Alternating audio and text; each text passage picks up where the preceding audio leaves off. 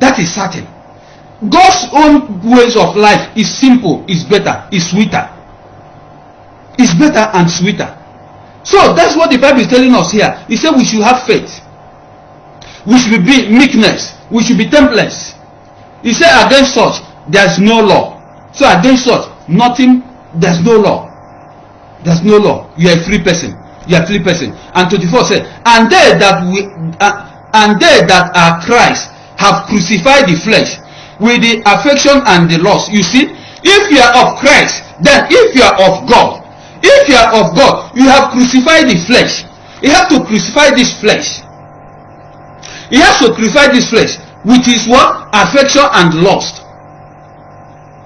You crucify it. When you crucify this flesh, that's what this flesh. That's why you will be able to take the Spirit.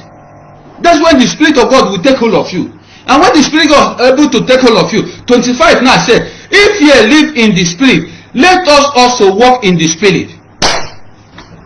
If ye now take up the Spirit, we say we are religious people. Let us do what? Walk in the Spirit, because if we are religious people, we are of God, and God is Spirit. We should walk in the Spirit. And what the person that walking in the Spirit, what is the attribute of that Spirit? The attribute of Spirit is what? Love, peace, gentleness, goodness, faith, meekness, long suffering, temperance. That's the attribute of the Spirit.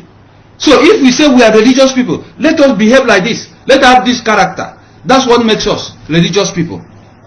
That's what makes us religious people. And that's why the Bible tells us, where we read before, in Matthew chapter 7, 15 to 20, we should be careful for the what? Those that wolves, who have come themselves in a wolf skin, teaching all manner of things. He said, by their fruit you shall know them.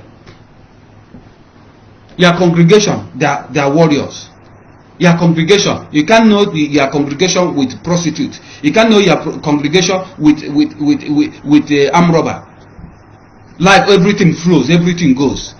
That's what God is saying. We should live a life that portrays who we truly are, whom we truly say we are. If we live in the Spirit, let us also walk in the Spirit. 27, 26 says, let us not be desirous of vainglory. Let us stop desiring of vainglory, provoking one another, envying one another. All these things is the things of flesh, not of the Spirit. Stop vainglory. Stop vainglory. There was a time in my life, somebody come and come and say me, hey, oh boy, God has blessed you. You are rich. That's the greatest. That's the most annoying word I used to hear anybody pass across me. How do you know I'm rich? How do you know? If I'm rich, I'm the one to tell you I'm rich. You are assuming that I'm rich. I say I'm rich and tell it to me for me to believe it, and for you to enter my head. I start bragging. I'm a rich man. Which rich man? In which sense? And which aspect? In which aspect? That's the thing God is telling us. Stop taking vainglory. People are trying to destroy you, giving you name that you didn't have. You are a rich man. You are this. You are that. What makes you rich? How do you think? What do you want? Which parameter did you use to measure this man to be a rich man? How? How? You call yourself a rich man. All the money you have is one car somebody bought that he is driving.